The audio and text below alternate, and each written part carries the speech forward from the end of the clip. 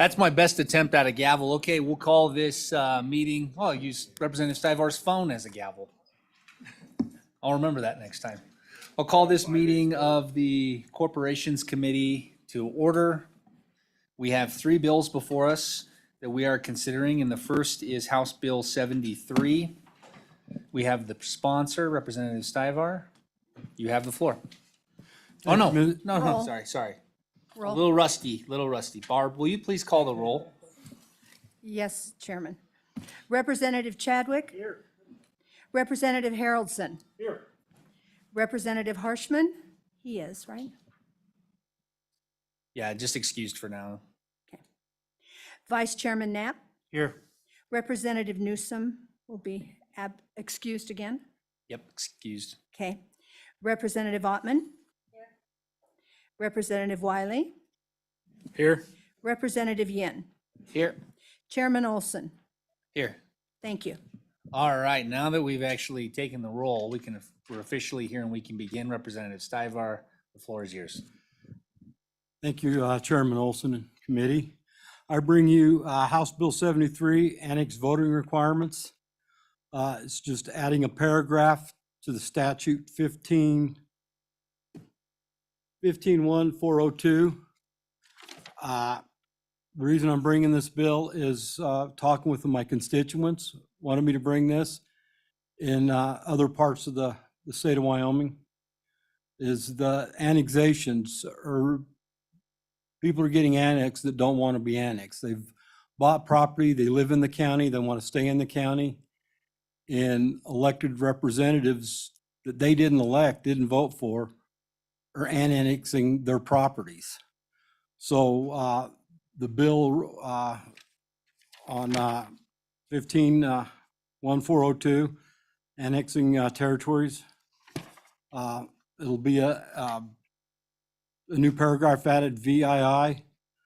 Not fewer than 2/3 of the landowners owning a majority of the area sought to be annexed, excluding public streets, alleys, and tax-exempt properties, have approved in writing the proposed annexation by responding to the notice in paragraph VI of this subsection, or otherwise notify the city or town in writing of their approve of the proposed annexation. So the citizens will have a voice on where they're at, if they're in the city or in the county. And that's why I'm bringing the bill. And I stand for questions. Representative Yin, and then Representative Chadwick. Thank you, Mr. Chairman. Representative, can I ask what the reason behind the 2/3 requirement instead of a majority? Representative Stivar? Chairman Olson, Representative Yen. 2/3 is a large number, and that's, it's in the Constitution. We do a lot of things by 2/3. That's why I chose the 2/3. I'm sorry, did you say we do a lot of things by 2/3? Yeah, a lot of votes through the House and stuff. More like a minority of votes. It's a special occurrence, but we do more by This simple is- majority. But yes, But yes. Representative, Okay, 2/3 is the number I've picked. that's the number you've picked. Okay, follow up, Representative Yin. Representative Chadwick? My question was the same. Same question. Why the 2/3? Yes. Mr. Chairman. Yeah, Representative Yin. Mr. Chairman, thank you. Representative Stivar, do you know, I'm trying to look it up by chance, but do you happen to know by chance what the vote requirement is for incorporation of a municipality? Representative, Chairman Olson, Representative Yen, I do not know that.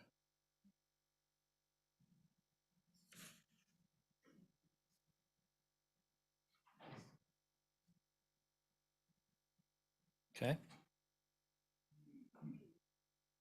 All right. I guess you got off pretty easy. Oh, whoa. Well, you can do that, but we might want to hear from the public first. Representative Knapp. Mr. Chairman, thank you. Representative, you had mentioned that it's inappropriate for a body that's not elected by that constituency, because they're in the county, obviously, Did you also consider maybe a vote of the county commissioners for annexation into the city? That it would have to be approved by both the city and county? Representative Stivar? Chairman Olson, Representative Knapp. I don't believe the county commissioners should have the authority to say, yes, we're going to let these guys annex you. It's the property owner's right. This boils down to the property owner and what, where you bought your property. When I bought property over here, I wanted to make sure I was not within the city limits 20 years ago. And so I bought, way south of town. A lot of people that have bought properties and are buying properties, that's when they start to buy. That's where they look at, where am I going to be at? And then with them so that's why it should go to the property owners. Can we back up? What is the current process for annexation? In statutes, okay, let me go here. Let me find it in statutes here. I know I read it. Part of it is they have to, the municipality that's annexing needs to send a certified letter out to they've got to do the study and then send the letter out to all the landowners saying that they're going to annex them. Okay, and that part remains. in the That, bill. yeah, that part still remains. That's And the annexing city public hearing, and then a public hearing there's a possibility for a public hearing. They send it before the Yes. hearing, okay? And that's 20 days prior, and then 20 with days. that, within that notice they send, that's where the vote will go back, and they'll have to respond back within 20 days. And what's the current voting threshold? It's still 20 days. I didn't change. No, the vote, the The threshold. vote, there's no vote. There's no vote. There's no vote. The citizens don't have the option to opt out or opt in. I see. So the city decides that it wants to bring a portion of the county into its city. It goes through the They go process, through the process, they do but the there's no study, and then they just go and say, we're annexing this. process to object if No, you're a and that's citizen. why this. Other than going to the public hearing, right? You go into public hearing, and they still have the choice to annex them or not. But that's why it should go to the property owners, is these people bought their property thinking they're gonna be in the county. That's why they bought there. And now the city can just come in and, they can complain, we don't want to be in the city. And the city can still say, yep, we're annexing you. Representative Stivar, did you consider the opposite of making this an opt-out? So when they get the notice, it would require whatever percentage you want to opt out? Why did you land on the reverse, on opting in versus opting out? Or am I reading it backwards? Not fewer than 2/3 of the landowners have approved in writing the proposed annexation, as opposed to opting out. Did you meet with any municipalities to see what their thoughts are? No, I haven't, Mr. Chairman. Because the problem is if you've got, this block here opting out, and then this block opting in, this block opting out, it's the whole swath.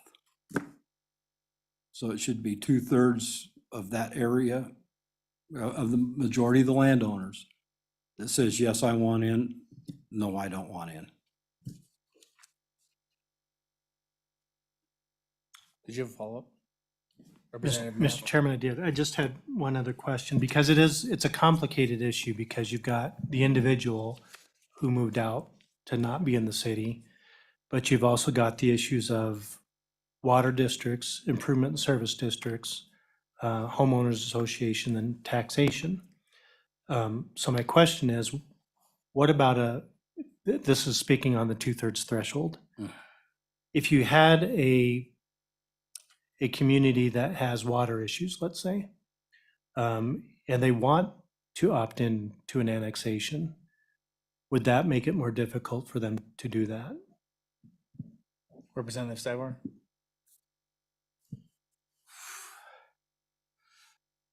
On the water issue, if they're having water issues, I think the majority of the people would want to opt in. Did not, opt out because of the water issue or the sewer issue. But where you've got, you have people with wells and stuff that don't want to be opted in, you know, that's why it's going to be left up to the landowners in the public hearings. Thank you. And what about that, going back to the one individual, what about the one individual who moved out into the county to get out of the city and then they happen to be out of there's 2/3 of the landowners around them that want to be in the city? That's why I put it at 2/3, because the majority want to be in. Representative Haroldson? Chairman. Thank you, Mr. Chairman. So, looking here, the process of annexation, the only time that anything can be done is actually after it's been ruled upon, and there is a 20 business day window where 50% of the affected landowners could write a petition at that time for a reconsideration, but it's clunky. It isn't that. I mean, there's really no mechanism for it. So this would put a mechanism. I understand that. I was just just this last year, a part of working with an de-annexation, actually. And I got to play around with the annexation process. And it has to be a congruent line. You cannot do a postage stamp de-annexation. So you cannot create an island of annexed or de-annexed land, which creates an issue with what you're suggesting. Yep, the one individual can't be in the middle of a, so you couldn't have municipality and then county around the municipality, at least in the area where we come from and how ours is stated. So just for a clarification, that gives that 50% after the fact on a written objection could have a voice, but that's after a decision's already been made. Wouldn't you agree? Wouldn't you agree? Yes, Mr. Chairman, I would agree with that. Additional questions, committee, before we hear from the public? Okay. Thank you, Representative Stivar. Don't go anywhere. We might have more questions for you. I'm still trying to understand this bill. Thank you, Chairman Olson. Okay. Anyone in the room wishing to testify on House Bill 73 from we wouldn't have any agencies, I don't assume, so any agencies? All right, let's go to Wham. Very curious to hear from Wham on this one. Thank you, Mr. Chairman. I appreciate you recognizing us. For the record, David Fraser, Executive Director, Wyoming Association of Municipalities. And normally I would hang back a little longer, but maybe I can help you understand the annexation process just a little bit. I would also mention to my left is Bob McLaurin, who is WHAM's legislative director, also former, among other cities, former town manager of Jackson, 2 different tours of duty, glutton for punishment. And so he's been through this a few times as well. On the Zoom, we have Carter Napier, the city manager of Casper, is trying to get in and having some technical difficulties. Is he good? Is he in? Okay. So and we also, I believe, probably have Mayor Bridger of Sheridan on the Zoom as well. So just a couple of quick things, and we can certainly be available throughout to answer questions, but just to help you understand the annexation process a little bit, to give a quick thumbnail,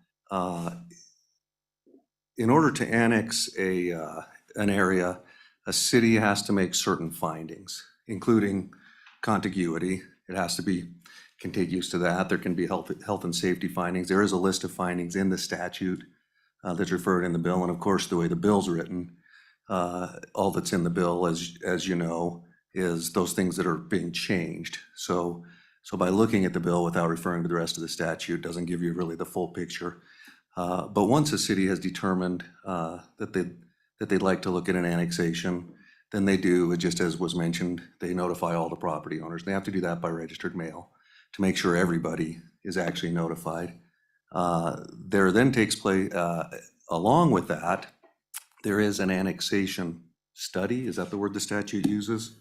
That is available to the public that indicates, and again, it's all listed in the statute, and without opening and reading to you, which I can do, but that tells them what improvements would need to be made as part of the annexation, what those would cost, what the increase in tax rate would be if it were annexed, all that kind of information is provided in that study.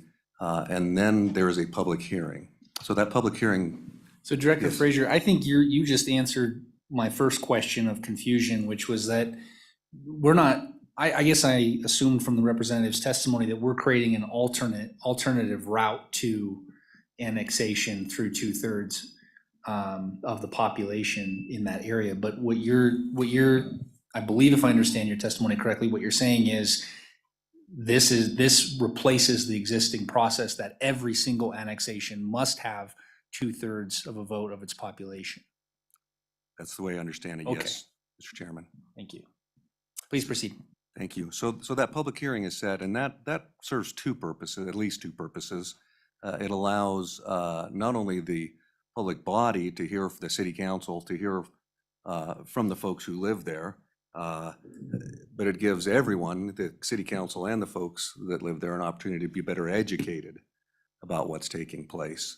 Again, that information is available to folks, but not everybody will digest all of that. So the public hearing is a good opportunity for that education to take place, for the citizens to be able to talk to, the council, raise any objections that they have. After that hearing, a determination is made by the council, and then there is that given period of time that was mentioned, during which, if 50% of the property owners affected object, in writing, if 50% object in writing, that matter cannot be considered again for 2 years. It's not just we note your objection. If that 50% objects, it's over. And could be reconsidered in the future, but to my recollection, the statute indicates 2 years that can't be brought back again. So that is kind of the process a little bit. I'd like to also share with the committee some reasons why I think this change is not a great idea, but I wanted to make sure that at least in a basic way that we had the questions answered about what does the current process look like. Should I pause, Mr. Chairman, for questions, or? Committee, are there questions about the existing process now that we have that in front of us? No? Yep, Representative Yin? Mr. Chairman, thank you. David, Mr. Frazier, do you know what the vote requirement is for incorporation? Director Frazier? I don't, and in fact, I leaned over to Bob when you asked that question earlier and said, and I think it's just a majority vote, but I'm not certain of that. I couldn't tell you to take that to the bank. Okay. All right, please proceed. Thank you. And again, I don't know if, well, let me give you just a few. So the purposes of annexation, of course, is, largely has to do with city services. And a lot of annexations are what we call friendly annexations. And that means that the property owner is asking to be annexed. That happens a lot in development situations where somebody wants to, or a developer wants to provide city services to the development that he or she is pursuing. And of course, all the same standards apply in terms of, it has to meet certain requirements. Somebody 10 miles out of town couldn't say, I want to be annexed. That wouldn't be allowed under the statute. So those friendly annexations take place all the time where somebody owns a big piece of property, they want to come in, they meet the requirements of contiguity, et cetera, and so they come on in. There are other annexations that take place under the statute if an area is 75% surrounded by the city can annex it. If there are health and safety issues, the city can annex that, and I'll give you a couple of quick examples of that. So I'm sure Mr. Napier will have some Casper examples he may want to share. But in Cheyenne, and I do apologize, the mayor of Cheyenne did wish to be here today, but he's had committed to be at the Martin Luther King. He's on the Capitol steps right now, as far as I know. He had committed to be at that and speak at that Martin Luther King observation, so he was unable to be here. But if you're familiar with Cheyenne, up on Pershing, on Ridge Road between Pershing and Del Range. So if you're on Del Range, where the McDonald's is up there by the Smiths, kind of, down to Pershing where the Albertsons is, there's a stretch there of Ridge Road that is not in the county. And there's been a couple of incidents in that area. There was one incident where, and frankly, I was shocked to learn they were in the county because they're smack in the middle of the city. But there was one occasion where a store there, it was a surplus store if you're familiar, had a fire, and that was in the county, a few blocks from a city fire station, but the city police had to direct traffic till a county fire truck came from some great distance to take care of that. They also had, in that same neighborhood, a robbery of the Wells Fargo branch, bank branch there, which the police, were hamstrung on being able to respond to. And of course, in the middle of a city, the sheriff's response, could be quick if there happens to be a sheriff's deputy in the neighborhood, but typically in the middle of the city, the county's assumption would be that the city has it handled, and they would mostly be patrolling on the outskirts of the city. So those can be, response can be slow. So sometimes it really matters if you're in the city. And in fact, several of the cities that I spoke with regarding this have indicated to me that the county has actually made requests to them that they annex some of these pockets. I know in Cheyenne, some of those pockets are actually 100% surrounded by you know what I mean? They're not just contiguous, they're a donut hole. And they're an island. And Director Frazier, the main reason I would imagine, at least one of the top reasons you might want to be annexed in those scenarios are water and sewer. absolutely. And so I imagine they might have some type of memorandum of understanding where they provide to the county, but at the end of the day, the reason why you'd be annexing in is for those services, which, to your point of it being that could very well be a public safety issue, depending on if there isn't a memorandum for the services. For sure. At this point, Bob, did you have something to add? Is There's it- often annexation agreements that go hand in hand with the annexation that spells out, in the case of a developer, what the developer's going to do, what the city's going to do. So annexation agreements are pretty common in developer-initiated annexations. Less common when you're dealing with islands of county surrounded by corporate boundaries. Bob, the other thing I wonder about, and I don't know how you would have your thumb on this to know, but it's one thing to get a 2/3 vote. I think it's entirely another thing to even get 2/3 of the residents to respond. I think of elections, and I think of this unfortunate percentages of people who participate in elections, especially in a non-presidential year. You're lucky, you're not going to get even close to 40%. Then alone so speak to that. And in the current process, you said it was like a 51%. So you'd have an idea of how many people respond. Mr. Chairman, I would agree with that. I think if you're going to go down this road, and we don't think it's necessary, we think there's plenty of opportunity for the folks that are affected to make their concerns known to the city council. But I would do an opt-out. If you're going to have a vote, you have an opt-out vote. But it's, I understand and appreciate you bought property many years ago, but over the last 25 years, the cities have grown. And in many cases, these properties are completely or 75% surrounded. And the cities have a legitimate concern about what happens on their borders, because it can affect the cost of services. It has, as Mr. Frazier says, it can potentially have public safety consequences.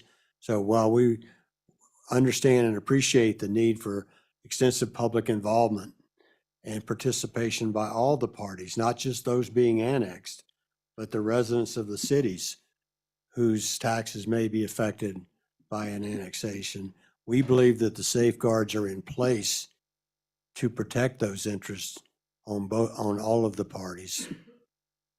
I would add, if I may, Mr. Chairman, that's what we have right now is an opt-out opportunity. And in fact, a wide window in which those folks can. If 50% say, we don't want to do this, then it's by definition stopped. I would certainly stand for any questions right now, but I might suggest, Mr. Chairman, if it works for you, that we hear from Mr. Napier. Bob and I can stay put if there's additional questions at that point, if you'd like. Yeah, I will. My practice is to take all testimony in the room before I go to my Zoom. That's just All I right. made that rule for myself, and I want to be consistent with my rules, that's all. That works. We remain available if Thank you'd you, like sir. us again. Thank you. Okay, questions committee for Director Frazier. Representative Chadwick, please. Thank you, Mr. Chairman. So how is the opt-out option? How do you do that? Do they have to write you a letter or do you do a vote? Exactly how is that done? Director? Thank you. Through the chairman, Representative, you're correct. They write a letter. There is a period of time for them to do that. And if letters are received from 51% of the property owners, then again, that 2-year hiatus, then again, it's stopped in its tracks and can't be reconsidered for 2 years. It doesn't mean it will automatically be reconsidered in 2 years, but the city can't consider it again for 2 years if 51% put in writing. And there's not real strict guidelines for how that needs to be put in writing. I mean, you know what I mean? They won't toss out an objection because it was written on an improper form or something. They just need to receive it in writing from those property owners. Representative Yin? Mr. Chairman, thank you. Mr. Frazier, so thinking about this, because it does require the landowner in the bill to, vote in favor of it, are there situations where there are LLCs or trusts or people who own land from out of state where it is hard to contact them? I guess that's something the chairman asked, but I would love a little bit more elucidation on it. Give any specific examples? The answers. I don't know of any specific examples, but knowing the ownership patterns in my community, I would suspect there would be property owned by LLCs from out-of-state corporations. If I may, Mr. Chairman, the other thing I'd want to point out is, the way this bill is written, it essentially asks people to make a decision on annexation before there's really been an educational process. Whereas under the current statute as written, which has been working, under the current statute, there is that educational process that takes place, and then there's the opportunity for them to file their objections. So, and I think that's a very important part of the whole process, is that those folks be able to be as knowledgeable about, what it means as possible. Thank you. Representative Ottman? Thank you, Mr. Chairman. And just to quantify what you just said, you said an education process, but I thought I heard you earlier, and maybe not, say that the way the procedure works now, there's notification, but once the municipality makes their determination, then there's time to go back and talk about that. Thank you. Thank you. Director. Through the chairman, thank you for the question. The educational process takes place prior to the city making the determination, and it takes place in at least 2 forms. Number one, there is a period of time noticed before the hearing takes place, and during that time, an annexation study is made available. So there is the opportunity for them to go and actually study, what it means in terms of what tax rates, how the tax rates would differ, if there are improvements that need to be made as part of that, what the costs of those would be.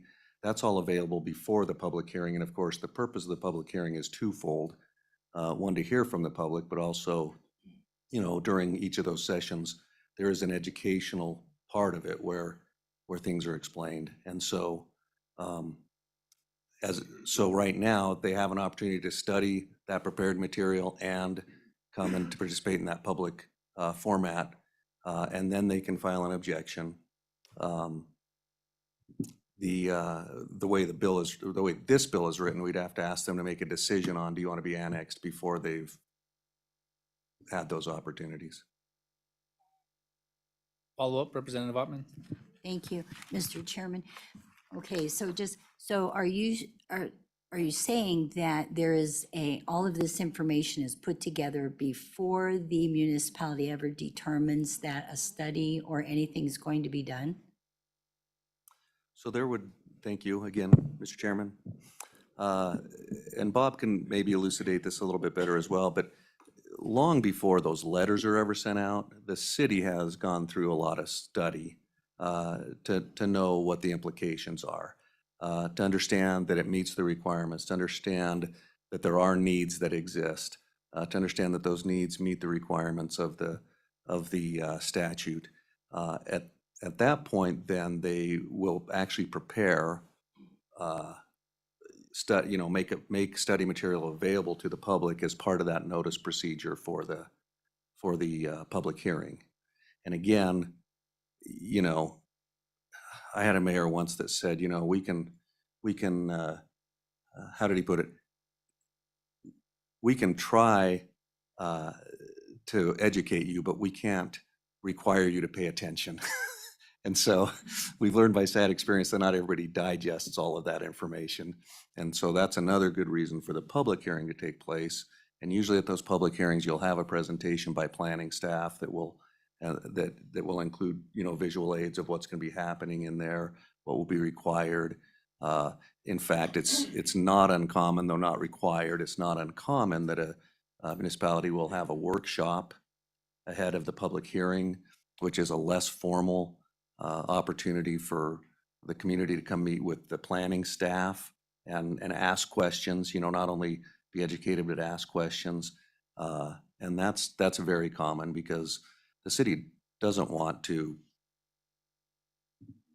annex people that don't know what is happening. I mean, it would be just as it's your wish that everybody would pay attention. It's our wish that everybody would be paying attention. And so it's common really for municipalities to go beyond the requirements in here and do some of those public workshops. And in my former life as a city manager, I can't tell you how many of those workshops I've been in, and they're great because they are less formal. They do give the opportunity for questions and answers and even opportunity for people to say, did you consider X, Y, Z? And sometimes you go back and consider some of those things before you get into that formal process. Please, Representative Wiley. Director, couldn't you still apply those avenues of education toward this? And wouldn't this also allow you to be able to advocate more for the landowner, and the cities and townships have to pursue them to make sure they have this education before you would go through this 20-day period and then they maybe miss it or out of town or family emergency or something, and then they would get no say at all? It's kind of how I understand this right now. Director? Thank you, Mr. Chairman. So I think, Representative, the piece you may be missing is the amount of time that needs to elapse between, it's not to say that somebody, well, with registered mail, that's the most certain way to make sure somebody got the notice.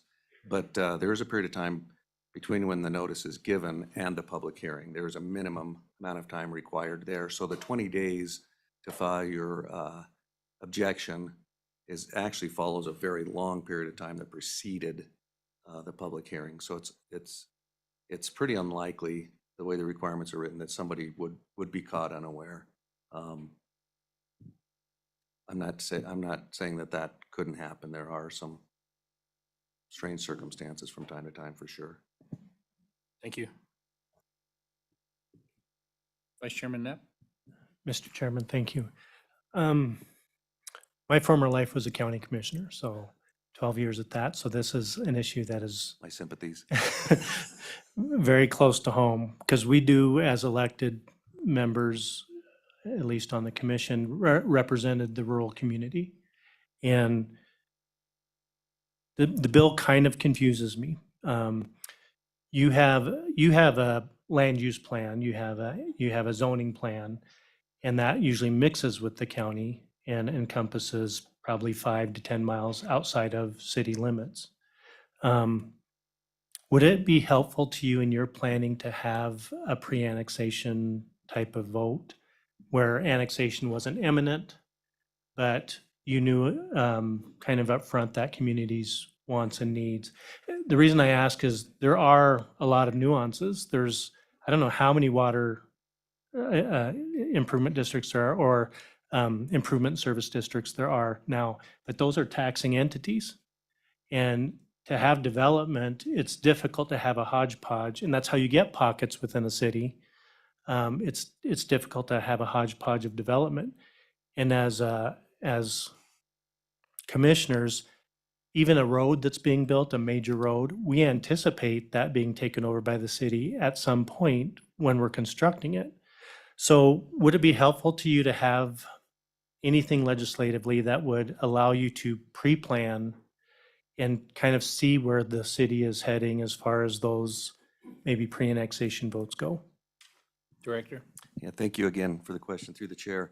I appreciate your experience and thank you for your service, by the way. The question being, what would we need legislatively? A current common practice in urban planning is to look at urban growth areas and to kind of have your eye down the road as you're describing, to see what might be coming into the city in the future. And that's usually, and that's that's a very common part of a comprehensive plan to designate those urban growth areas. So I'm not sure that there's anything statutorily that we would need to allow us to do that. It's something we do presently. And if I may, since I'm already, although it doesn't go directly to the question, as long as I'm got my mic turned on, Mr. Chairman, I want to be abundantly clear that, I believe that, and having seen it operate, I believe that there is absolute adequate opportunity under the current statute. I know that it's not only been in operation for a long time, but I'm sure that there was a lot of thought that went into it. There's absolutely adequate opportunity for people to be informed and educated and to object in the current one. The bill that's before you is not seeking to give an additional option, as was mentioned, necessary. It would actually usurp almost the entirety of the annexation chapter in the statute, and does not include a lot of the safeguards that are already in the statute. All right. Representative Ottman? Thank you, Mr. Chairman. Okay, how does it usurp? And you had said about safety, it may take away from safety. Most people that live in the county have wells or cisterns, septic tanks that are all engineered. And so how does this threaten the people inside this city? Thank you. Thank you. How do I be polite about this? I don't think I said it threatens health and safety, other than for example, when the building was burning down and the police had to watch it and wait for the county fire truck. In terms of, I could give an example where, a lot of folks live in the county, and I have. I'm presently in the city limits, but I have lived outside city limits, and you do have, your septic tanks and your wells and those kind of things. Sometimes, and I'm just throwing out an example. I mean, there are times when a water source can become polluted, and you'd have a reason to go off of that well. I mean, there are reasons why an individual may want to request annexation and to get into the city. The reason, back to the beginning of your question, where you asked why I say that this usurps that, just the way this is written, it's kind of a part and parcel replacement of that existing statute,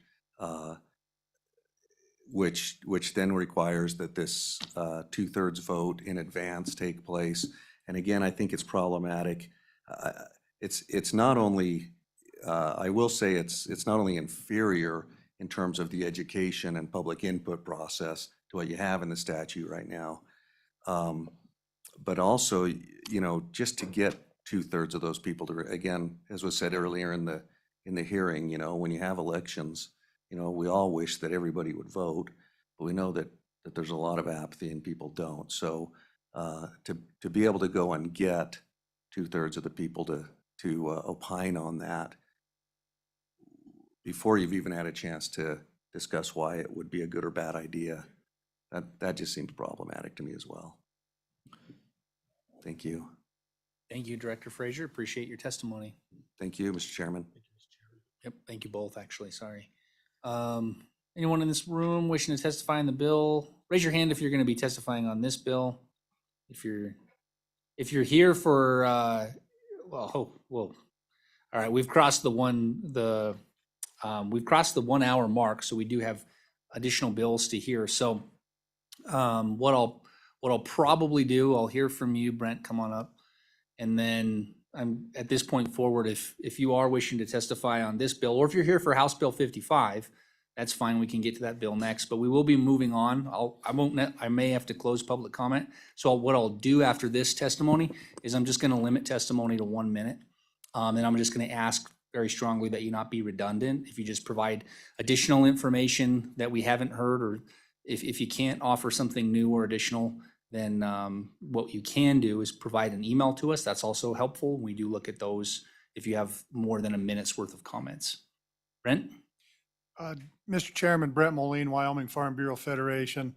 I'm sitting in favor of this bill. I really appreciate that it goes to a vote of the people. I think that is imperative. This fits with my members' policy that any change in taxation should be voted on by those that's being affected. The 2/3, is that too strong?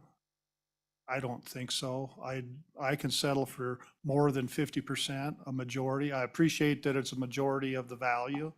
That fits with my members' policy as well. I'm not afraid of having these issues voted on.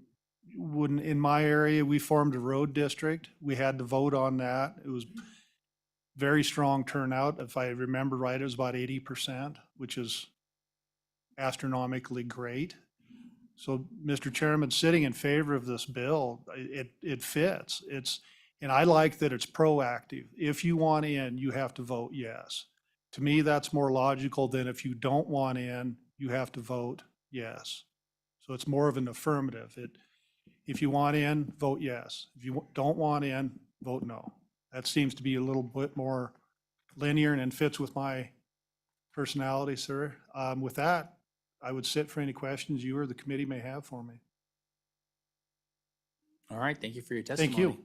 Next. If you're testifying, be ready to come on up.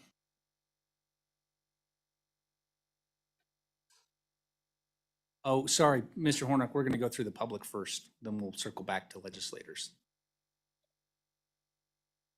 Thank you. I saw a handful of hands come up over here, so I just want to make sure I'm getting to the public.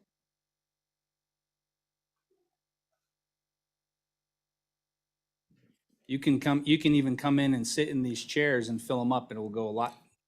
Come on up, yeah. Front row, that's a smart move, yeah. And if you're going to testify, yep, get on deck. Thank you. Mr. Chairman, Lori Ehrbekeit with the Wyoming Realtors. We are in support of the bill. We agree with the last testimony that it's a proactive stance. Our members are mostly doing the friendly annexation, so 2/3 is not going to be a problem with them. Maybe that's too high. Maybe it should be 51%. We don't really have a position on that. But a lot of our members are developers, and they own the entire parcel that they want annexed in. So again, that's not a big issue for them. But what we would like to do is, I have submitted an amendment to you for your consideration. There was an issue in a northern county that they were annexing in a property. And again, it was a developer that owned only one person owned all that land. They were notified because currently the notification only goes to those property owners in the affected area. The amendment that I have provided you would expand that so that the surrounding neighbors would know as well. And I think that's critically important. Our board of directors, we had several members that serve on planning and zoning commissions, and they firmly believe that the more people that are made aware of the annexation prior to the actual vote, the better. And it's going to save a lot of headaches if people are made aware early. So we would ask for your favorable consideration of the bill, and if you feel that amendment would fit in, fit in the title in That's the my mind. amendment. Is this the amendment? Okay. Yes, sir. Thank you. We do And have I'll- it in front of you, committee. Talk fast and answer any questions. You did great. All right, Thank you. please. Good afternoon, Mr. Chairman. I'm Marilyn Burden, Precinct 49, recently elected committeewoman. I live in Representative Stivar's district. And the county line here in Cheyenne is approximately at I-80, and everything south-ish is in the county.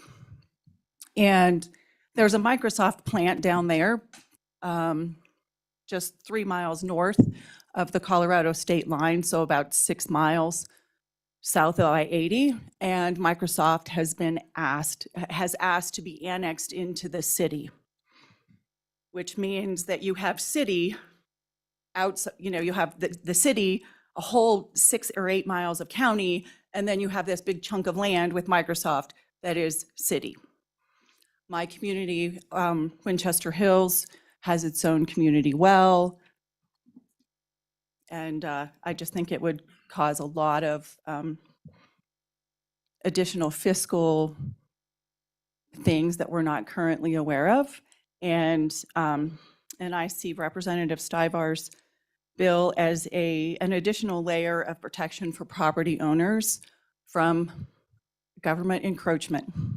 We have a city council of, 8 to 10 people making a decision about our lives, and therefore, and when I campaigned, that's when I first learned about annexing the south part of the city.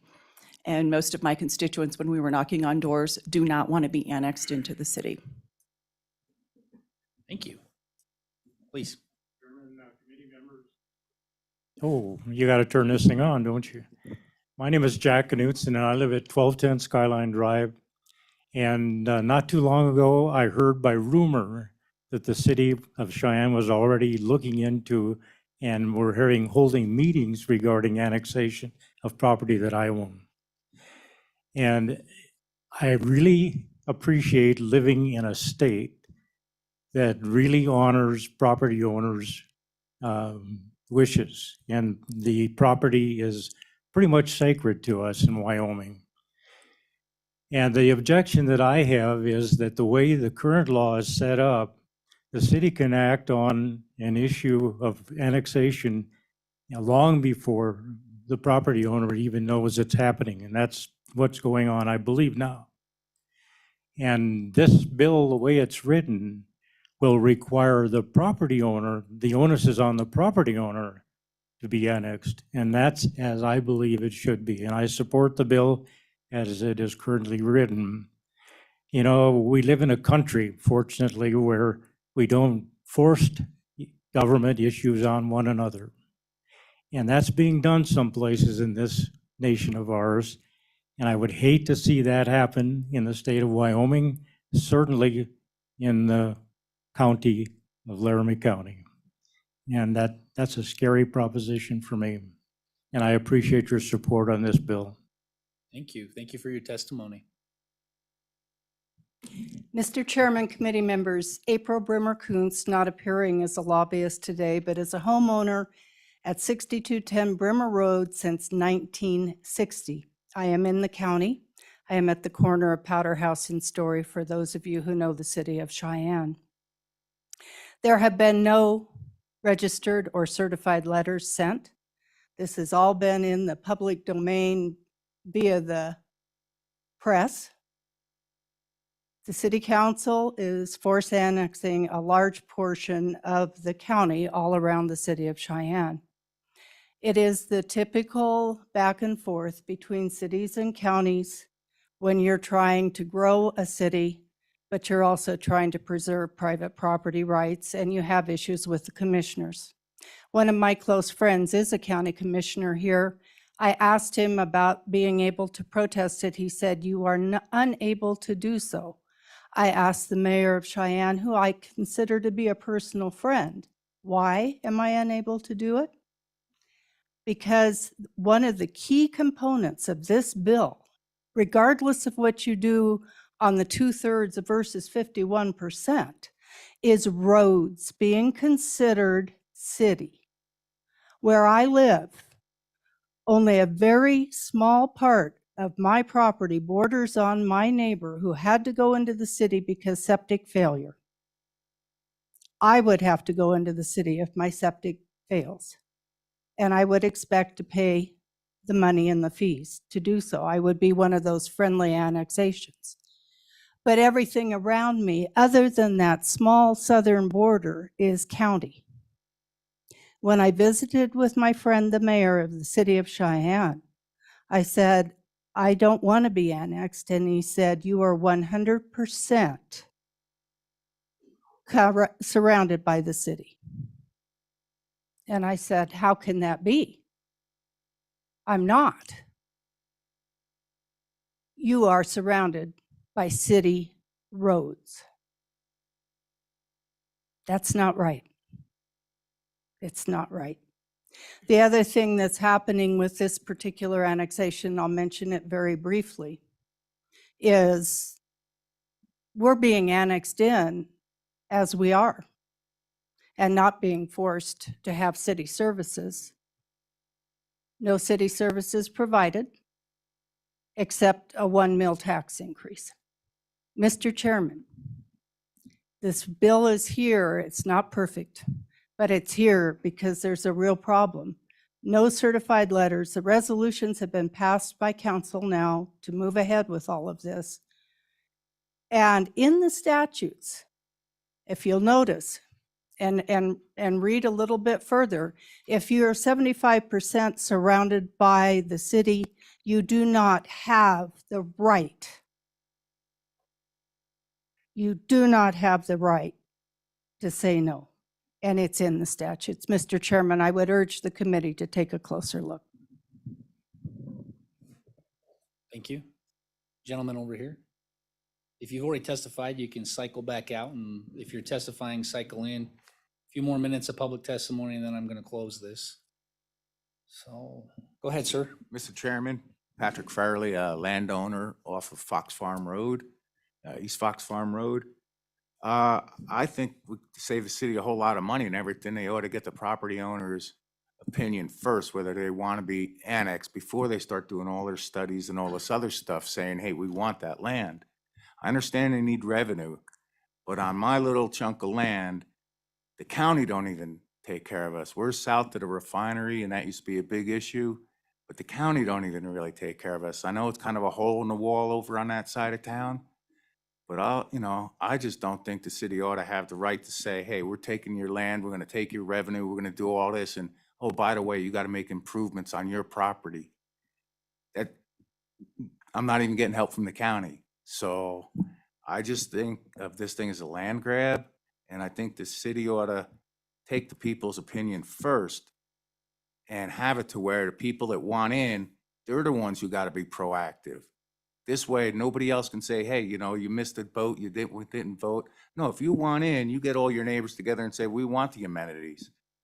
If your well failed and you're living in a county, you want city water, well, get not 2/3 of the people to vote on your side, or put in a well yourself, or put in cistern yourself. You chose to live out there, you deal with it, Get the people's vote first, and then have the city see if they want to go and spend all this study and everything else if they want that land that the people don't want to give them. That's all I got. Thank you, sir. Really appreciate that. Next. And really try, folks, really try to stick to your 1 minute. You're only impacting the people behind you if you take more time. Please. Mr. Chairman, thank you. My name is Ann Lucas, and I am a resident of Laramie County and a homeowner. Just to address a couple of points that have been made already, 2/3 versus simple majority. The government resources are huge. Homeowners' resources are far less. It was said that 40% of our people vote. Isn't it so that apathy is a vote for the status quo? This requiring people who want to be annexed is really something that should be, I'm in favor of this, because people should have to declare definitively if they want something. Certainly, we can say no, but we know that everybody won't do it. Somebody said, but 2/3, isn't that going to make it difficult for someone? Yeah, it's going to be difficult for someone no matter what. Even if it's a simple majority, it's going to be difficult. Friendly annexations, people will vote for that. They want it. But if you don't want it, why should you have to be educated and go to classes and learn all about this only to vote the way that you would vote anyway? So I think that this is something that we need to consider to protect citizens. We're not here to protect the government. We're here to protect our citizens. And I urge you to vote to consider this bill. Thank you. Thank you, Ms. Lucas. Next. Good afternoon, Mr. Chairman. Steve Milia, City of Cheyenne. I was born and raised in Omaha, and 30 years ago, I came to my senses and moved to Wyoming. And I bring that up because I remember when I was a teenager, City of Omaha wanted to annex Millard. Millard, Nebraska was just outside of Omaha. Nobody in Millard wanted to be annexed. I remember the news reports, TV, radio, newspapers. They all said, no, we don't want it. City of Omaha said, hey, we have the law on our side. You're annexed, that's it. And they had follow-up reports that people just resented it. There's nothing they could do. So here, like Wyoming, for many reasons, a lot of dittos on what other people have said in favor of this bill. And this is supposed to be a government buying for the people. So this bill says, let the landowners, the property owners decide. And I think they are smart enough to figure out what do we want. So I'm in favor of this bill, and I appreciate your time. Thank you, sir, for your testimony. Next. Mr. Chairman, members of the committee, Fred Schlachter, speaking in favor of the bill. I've been a resident of Cheyenne since 1972, came here with the U.S. Air Force. I've been a resident of the county since 2012 when I bought property in the county. I think the residents, again, ought to have the say, at the risk of repeating stuff that's already been said. Appreciate that. I think we're hearing you pretty loud and clear. Okay. Appreciate it. I didn't get the registered letter. I'm going to repeat that. So I didn't get the letter either. And I just believe that I like it in the county. I like the freedoms that the county provides for folks that live in the county. I don't want to be annexed, and you know how I'm going to vote if this comes up. So that's about all I got to say today. Thank you. And Mr. Schlachter, I was going to make this comment earlier to April's testimony, but I'll make it now, just so there are no false expectations of this bill. The bill as it's currently written will only apply to proposed annexations initiated after July 1, 2023. So I'm hearing that there's some existing annexation issues and notices, maybe not letters not being had or received, but if there's already a process started under annexation, this bill won't impact that. I hope that's at least understood. Doesn't mean that we can't, well, we really can't amend it in that respect because it would be, it's a almost that's an ex post facto type situation. But Mr. Chairman, if I could, I did think of one more thing I wanted to say. Sure. The gentleman earlier from the Wyoming Association of Municipalities made it sound like there was an education process to go through, and that we would be educated prior to this happening. My experience with education processes in this county over the last 51 years has been we get a mailing paid for at taxpayer expense most of the time, promoting the annexation in this case. Okay, we don't need to be educated about that. Thank you, Mr. Schlachter. Okay. I'll take these two more testimonies, and then I'm going to take two from the Zoom world that were mentioned earlier, if you want to go ahead and let both of the mayors in if they're still available. And then you'll be the last two testifying on this. Go ahead, ma'am, please. Chairman Olson and representatives, my name is Susan Lone. I live in Orchard Valley, which is one of the places that they are trying to annex. We went through this 20 years ago. And 20 years ago, I learned out from it, not by a letter. It was just by chance. And again, I learned about this by chance from someone who I had never even met before and got my number. She called, she would have been here today, but unfortunately she was, she's having some procedures done. And she started a thing, it's called Hands Off My Land. And when I went around with several people who were running for office, we brought copies of this annexation or the Hands Off My Land flyers. Not one person in Orchard Valley knew about this. And so they tell you that they let us know. They don't let us know anything. We had 2 elections in our South Cheyenne. One was for the, getting the fire district money, a huge bond issue that passed. They had 214 people knew about it and they passed it. Thank you, 35 thank you, didn't. thank you for your testimony. Sorry, I Okay, gotta cut thank you you. short. That's okay, thank you. Yeah. I got my point. You did, you Thank did you. great, thank you. Sir, last one in the room. Chairman Sorry, Olson, this is Bill Weaver, 6910 Powderhouse Road. I am for this bill. It needs a few changes. Number one, what's happening to us here in Laramie County in Cheyenne is there is supposedly become an annexation proposal coming at us. Never did receive a certified letter or nothing. City is out doing their thing. They're voting. They're voting on things they're going to give us, like waive annexation fees, waive development fees, whatever. That's all done with a resolution. Okay? So you got to understand that. They're going to give that to us, which means only a little bit for that short amount of time till it's taken away. So I look at that and go, these guys, city is out there doing this behind our back, the affected party, when we should have been brought in at the first meeting of the city government when they wanted to take us in. And they're taking us under the governmental one where it's initiated by the government, not the other way around where developer, property owner is doing it. So I think that needs to be changed where we're notified from the get-go. And then I also think, I really think you need an effective, I really think this whole thing, there's a lot of other issues that I can't talk about because I don't have time. But sorry about that. there are other things that should be brought up about the ramifications. We currently have wells. We have septic tanks with backup septic tank locations. We have no really life safety issues. My fire and Okay, can you bring it to a close? my fire Wrap it up. and sheriff and all of my response times are the same between city and county. Thank you. Thank you. All right, appreciate you bringing us home. Sorry, Steve, nope, sorry, excuse me. I said that this would be the last. I made myself clear that we were going to take 1-minute testimonies and then I would end with these 2.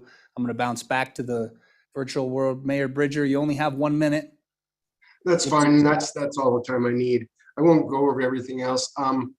This just does not address county islands. And currently the city of Sheridan has these weird county islands within the city's boundaries that really make no sense and cause jurisdictional issues, road issues, those sort of things. And so I don't know about expansion. That's not what I'm talking about. There's obviously some angst in Cheyenne, but we do have these, again, county islands that just make no sense, cause problems. And that's what I'm looking to get cleaned up moving forward. So that's in my diatribe. Thank you. Thank you, Mayor Bridger. And I had one more, Mayor. Nope. Okay, then I will close public testimony. I apologize if you came here and wanted to testify. We only have, the Constitution of Wyoming. It's a blessing on one end, and on the other end, it hamstrings us. But we have 40 days to have a session. There are many bills, and I know many of you are here to testify on the other bills as well. So sometimes we just have to cut off public comment, folks, and I apologize if any of you are offended by that, but we only got 40 days. Counting them down. No. With that, we'll close public comment. And committee, what is your pleasure on this bill? Mr. Chairman, Representative Wiley. I'd like to make a motion to adopt the amendment that we have Oh, before us. you gotta, slow sorry, down. sorry. Slow down, getting ahead of yourself. I moved the bill. Yep, we just need one of those. Okay. It's been moved by Representative Haroldson and seconded by Representative Ottman. Now, Representative Wiley, you have an amendment? Thank you, Mr. Chairman. Yeah, I would move to adopt the amendment we have before us with the inclusion of page 3, line 1, instead of 2/3, I would like to change that to simple majority. And then on page 3, line 2, Let's take them one, Representative Wiley, can we take them one at a time? sure, no problem. So you want to move this written amendment in front of us? Correct. Is there a second on that motion? It's been seconded by Representative Chadwick to move the written amendment that we have, Barb.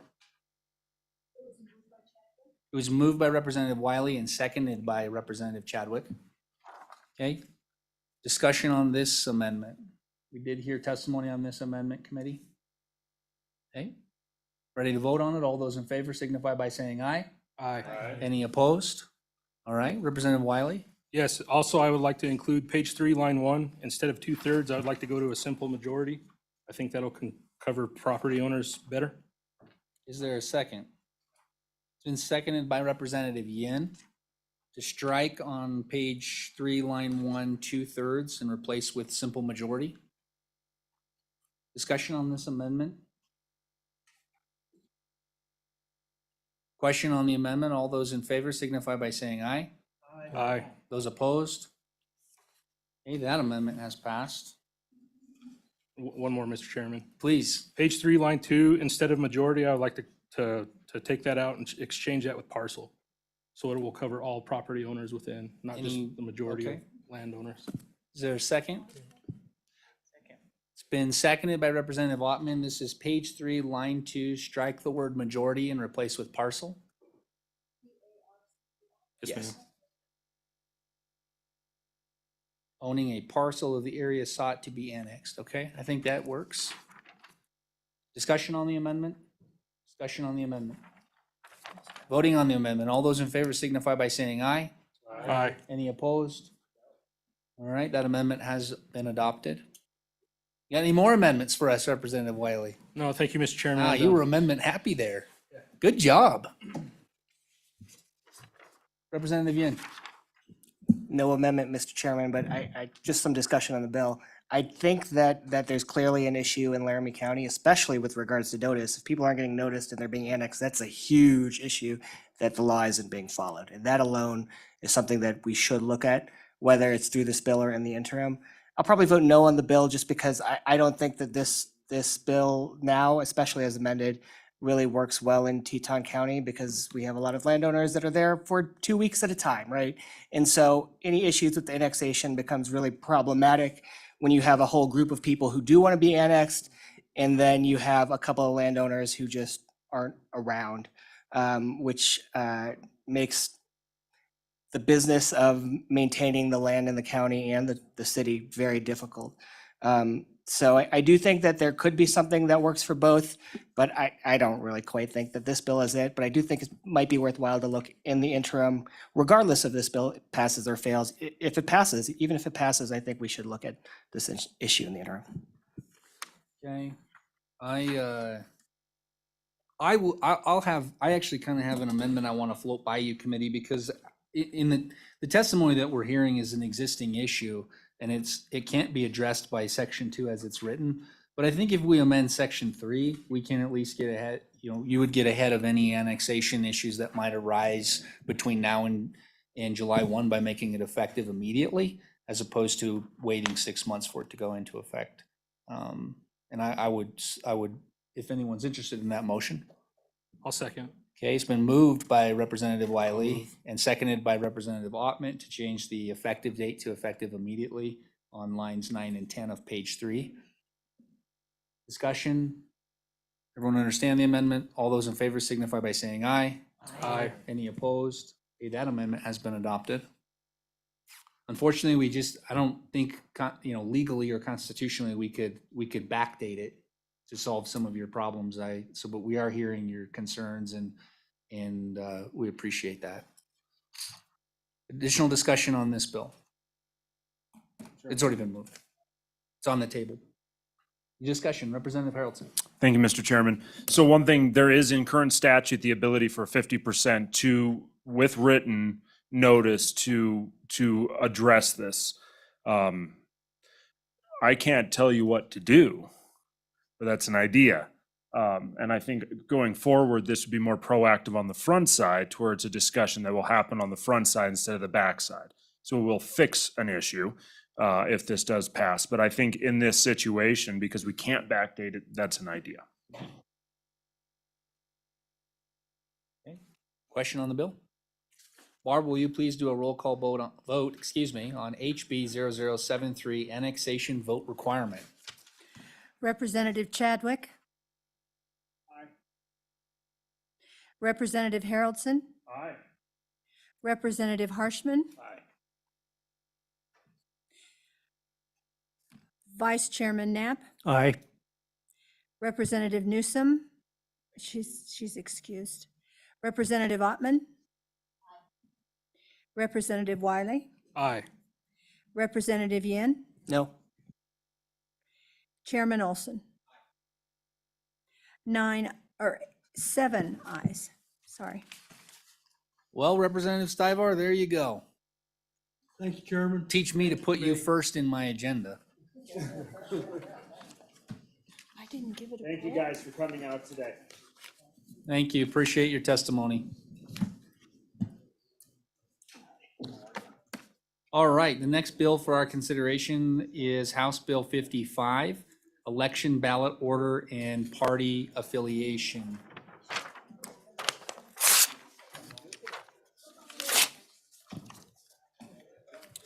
With this bill committee, having not been the chairman during the interim, I can only speak to my ability to read the bill as yours is. I see this bill doing two things.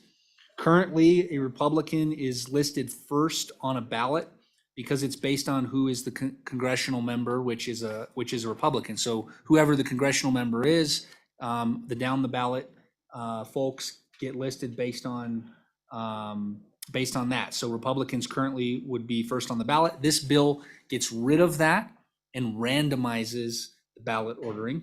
That's the first thing it does. And the second thing that this bill does, beyond randomizing who is on the ballot, it allows for an independent candidate to, on page 2, lines 11 through 12, an independent candidate may choose to list their party affiliation on the ballot after the word independent.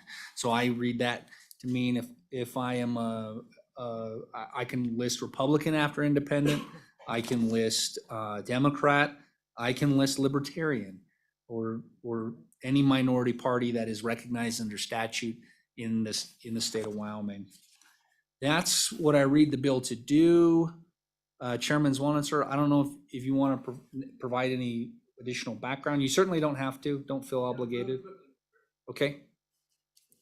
Thank you, committee. And as Chairman Olson said, or Dan Zwanitzer, we did have a Libertarian on our committee in the interim, and it was pointed out that the prevailing party at all times on the general election ballot gets to be the first name. So in Wyoming, that's always Republican.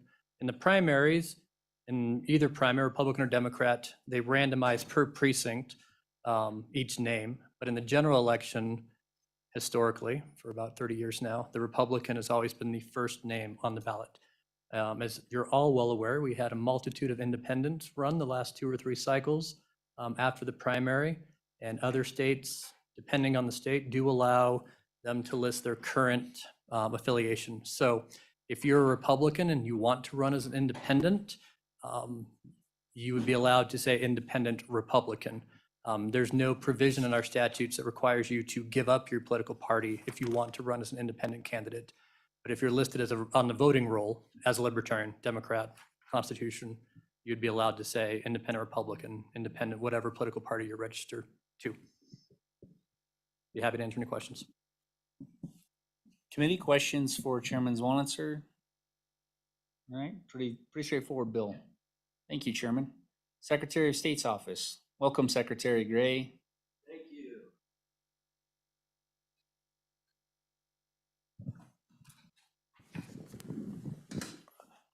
Thank you, Mr. Chairman. I'm Secretary of State Chuck Gray. To my right is our Chief Deputy Jesse Naiman, and to my left is our Chief Policy Director, General Counsel Joe Rubino. I respectfully, as Wyoming Secretary of State, I respectfully ask for a no vote on House Bill 55. As written, I'm going to deal with the first concept first. House Bill 55 would allow independent candidates to list an additional party affiliation on the general election ballot. Allowing independent candidates to list an additional party affiliation on the general election ballot undermines the primary election process. In Wyoming, we hold primary elections to allow voters of each party to determine who they want to represent their party in their general election. This process is a good one which has worked for decades. It allows candidates seeking a party nomination to make their case directly to the party's voters as to why they should win the party nomination. Once the voters make their decisions through the primary process, the candidate with the most votes has earned the right to represent that party in the general election. If passed, HB 55 would give independent candidates an end around to the primary process by allowing them to identify as a member of a political party without earning the right to do so through the rigors of winning a primary election. This bill would allow a candidate who may not share a party's values and who very well may lose a contested primary to skip the primary altogether and still effectively run as a representative of a political party without subjecting himself to the party's voters. This leads to a disingenuous outcome which can only confuse voters in the general election. In effect, too, it also allows multiple candidates, possibly an unlimited number, who would qualify for independent status to claim a political party. And the point of the primary is to decide who represents the party exclusively. You could also see how a minority party could wish to game the general election process system by running 3 or 4 independent candidates, or maybe even more than that, thereby splitting the majority party's votes. Simply put, Wyoming has codified the primary process for a reason. We should be especially cautious of the consequences that this legislation would have on our current system. I am further opposed to the proposed changes to candidate order on the general election ballot, a concept that was heard in 2021. This is simply a solution in search of a problem. The current system where the party receiving the most votes in the last congressional race in a particular county is placed first works just fine. This bill puts the process of the ordering of the ballot in the hands of a computer. It was handily defeated in 2021 when it came before the House, and this committee should vote no on both of these concepts and vote no on the bill. Thank you. Representative Yin? Mr. Chairman, thank you. Mr. Secretary, just to clarify, if you run in the primary and lose, you still can't run as an independent, is that correct? Thank you, Representative Yin, Mr. Chairman. Yes, that is correct. But, to be clear, the intent of my remarks was understanding that. It's that a party could basically circumvent the political primary process by having a candidate claim that party without ever participating in that primary process. Mr. Chairman, one more, if I may. Please. Mr. Chairman, thank you. Mr. Secretary, so if you had to weigh the 2 options of which one you are more against, is it the independent party portion or is it the ballot order portion? Or would you say you're equally against both parts? Mr. Chairman, Representative Yin, yeah, I didn't think about it that way. I think both of them are pretty bad.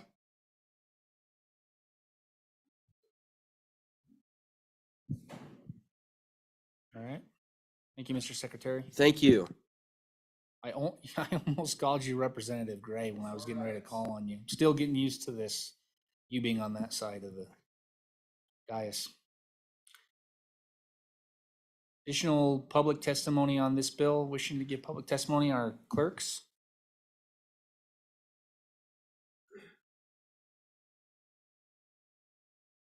Thank you. Good afternoon, Mr. Chairman and committee. I'm Mary Langford, and I have the honor of representing the county clerks this afternoon. My testimony is short. My purpose here today is to focus on the administration of Wyoming elections, and particularly election ballot order. The clerks have had the opportunity to review this piece of legislation, proposed legislation, and would be able to administer it. Our election equipment can be programmed to accommodate this change. We have no position on the topic of the proposed legislation, but we would be able to accommodate that if it were to change. And I'm happy to stand for question. Question for our clerks. All right, thank you. We appreciate you letting us know that you can administer this. Doesn't help us make a choice, but we appreciate that. Additional public testimony? Yep, Mr. Moody, come on up. Get you a cot in the corporation's room. There you go. Camp out with us. That'd be fun. Thank you, Mr. Chairman, members of the committee, Mark Moody, Laramie County resident and voter. I'm opposed to it. The biggest one is the independent aspect. If you think from this perspective, I'll be brief. If you live in Teton County, it's very impossible to get elected as a Republican. So if you say you're an independent, I'm an independent Democrat, but you're really a Republican, you can then get elected. Let's say you're in Campbell County or Platte County and you say, well, I am an independent Republican, but you're really a Democrat. You support, taking away gun rights, et cetera. So that's just a slippery slope that Mr. Secretary said, and I'll be happy to stand for questions. Committee questions? All right. Thank you, Mr. Thank you, Moody. Mr. Chairman. Sir? Good afternoon, Mr. Chairman. Steve Milia, Cheyenne, Wyoming. Having read the bill and doing some research, to be succinct, as we have a lot of things to do, I would stand with the previous testimony, and I would side with Mr. Gray on this, as he's pretty much spelled it out clearly. I appreciate the time that I would oppose this bill and stand with Mr. Gray. All right, thank you, Mr. Milia.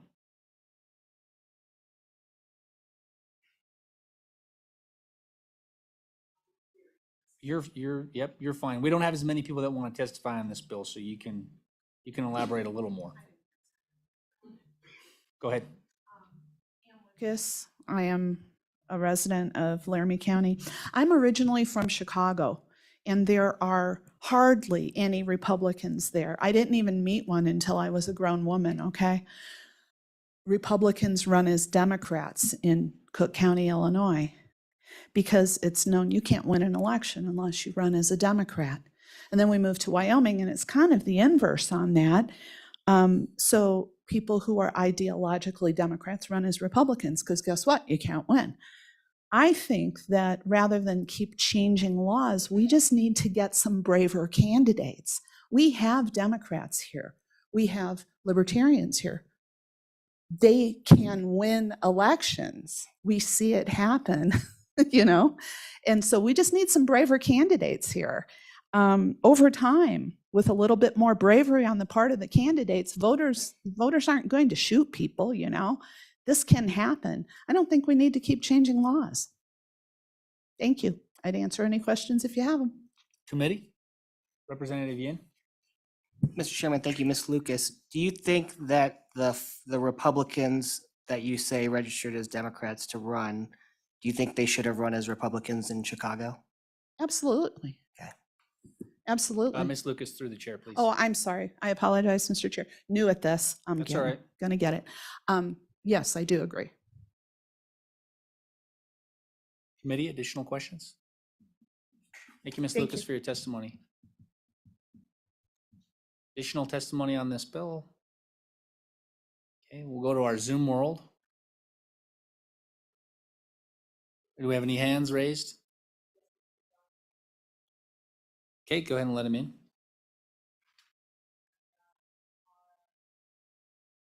Tomorrow we'll be on deck number 2, yeah.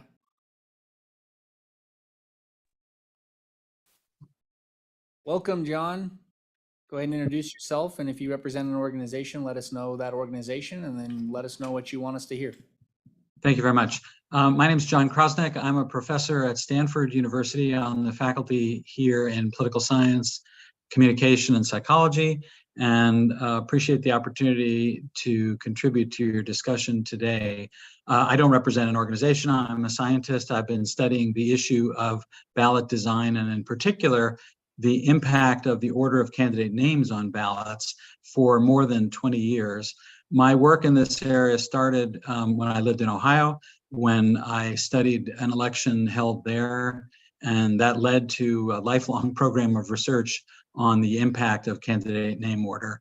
Now, in addition to my own work, there are more than 1,000 published scientific tests of whether order of candidate names on ballots affects the number of votes cast for the candidates.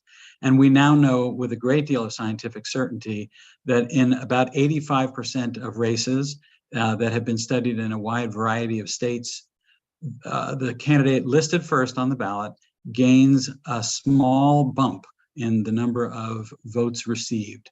On average, across these races that have been more than 1,000 tests, the average size is about 3%. And this has been seen in Ohio and in Florida and in West Virginia and in California and North Dakota and many other states that have been studied. Interestingly, this is not a phenomenon unique to the United States. It has appeared in many scientific studies of ballots and voting in democratic countries abroad, outside the United States. So when Secretary of State Gray earlier described this as a solution in search of a problem, I think I might be helpful here in explaining what the problem can be. That is, when a race is close, when the margin of victory may be 3% to 6% or less, it is quite possible that a candidate who is listed first because of a particular procedure adopted by the state to win simply as a result of that, rather than because of the will of voters. There are a good number of states across the US that do implement various different versions of procedures to make it fair to candidates, to eliminate the tying of first place listing to some particular accomplishment in the past. And so in particular, for example, Ohio rotates the order of candidate names across precincts so that every candidate is listed first for about an equal number of voters. In California, that same procedure is implemented for statewide races. In North Dakota, a similar procedure is implemented for all races. So this is it's not uncommon to have procedures that don't afford an advantage to any particular candidate or any particular party.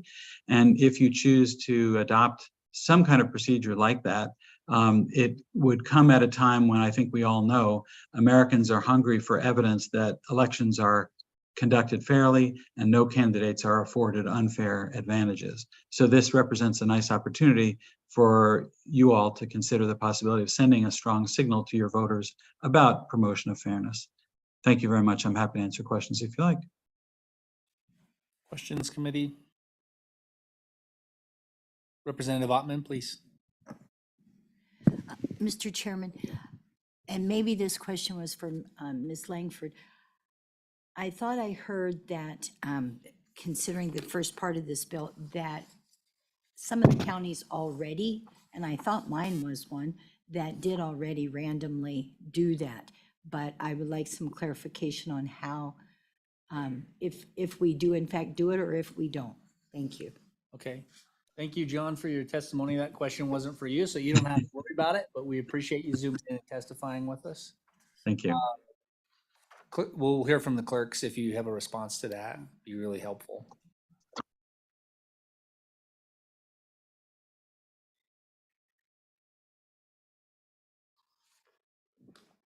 Mr. Chairman, Representative, the primary election is rotated in the manner that was just discussed. And so you have a party ballot and the names are rotated. They start alphabetically. They try to appear as equally as they can throughout the precincts. But in the general election, the party that has the greatest number of votes gets the first position. So in Wyoming, 21 counties will have Republicans on top and 2 counties will have Democrats on top. And those names do not rotate. Thank you very much. Additional public testimony? Oh, this was Mara? Okay, yep, go ahead and let her in. Welcome. Please introduce yourself. If you represent an organization, let us know. Otherwise, let us know what you want us to hear. I do not represent any organization, but good afternoon. Hello, Mr. Chairman and members of the committee. My name is Mara McManaman, and I am a 4th generation Goshen County resident here in Torrington, Wyoming. According to the Torrington Telegram, the August 16th, 2022 primary for House District number 5 had the incumbent losing re-election by receiving 46.15% of the vote compared to 53.55% to our current representative. However, after the primary, this was not good enough for some people in the Goshen County Republican Party. Some within the party set out to gather 122 signatures on a petition to get an independent candidate, a very low threshold. Those signatures most likely included Democrats and independents, though this is speculation. The incumbent that lost the primary endorsed the independent and not the winner of the primary, a fellow Republican. This bill, HB 0055, would have allowed the independent candidate in House District 5 to have said on the ballot, independent affiliated with Republican. This would have confused voters. Also, it would create problems. As you heard before, the state Republican Party has rules preventing independents from affiliating with the party.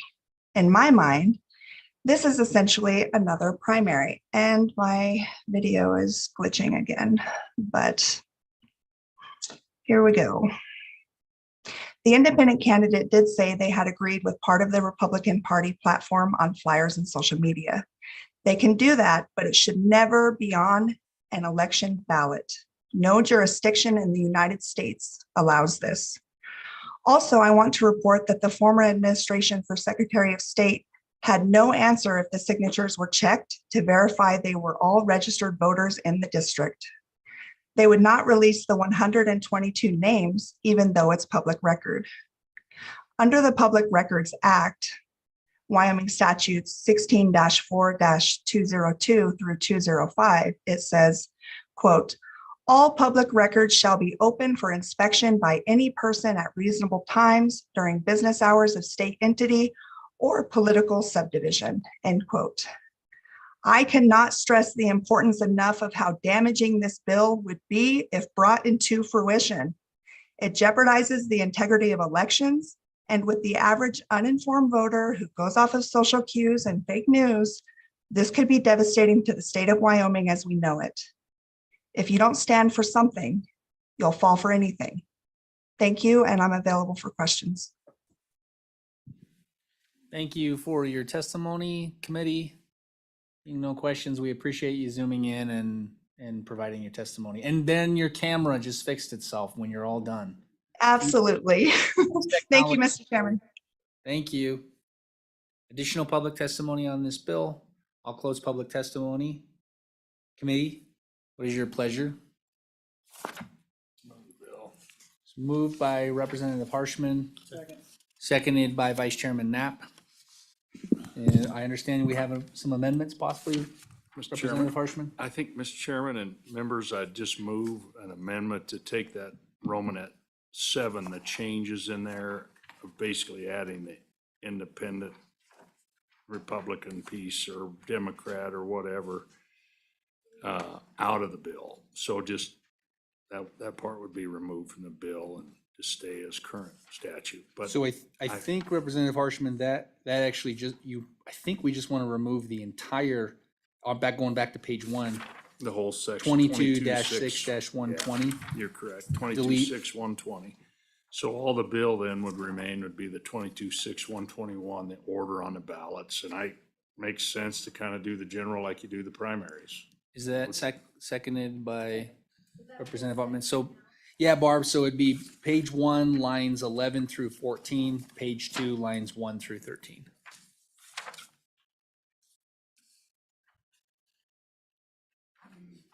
Okay. Is there a second? Yeah, it was seconded by, wasn't it seconded? Yeah, by Representative Yin? I thought it was someone over here on this end. There's lots of seconds for this one. All right. Additional discussion? Yeah, Mr. Chairman, I just think it kind of makes sense. I mean, we do it in the primaries already, and I think it's just I'm not a problem with that. In general, I think it's fair, just rotate. So that's it. Thanks, Mr. Chairman. Okay. Question on the amendment. All those in favor signify by saying aye. Aye. Those opposed? No. That amendment carries. The bill is now 22-6-121 amendment. Ordering on the general ballot. Any additional amendments to this bill on page 2 or 3? Question on the bill? Barb, will you do a roll call vote, please, on House Bill 55, election ballot order and party affiliation? Representative Chadwick? Representative Haroldson? No. Representative Harshman? Aye. Vice Chairman Knapp? No. Representative Newsom absent, excused, right? Excused. Representative Ottman, Aye. Representative Wiley, No. Representative Yin, Aye. Chairman Olson, Aye. 5 aye, 3 no. All right, with that, committee, we have 5 minutes until we need to be back into our chambers. We have one bill left, House Bill 49. We'll carry that over to Wednesday, January 18th at our noon meeting. Thank you. This meeting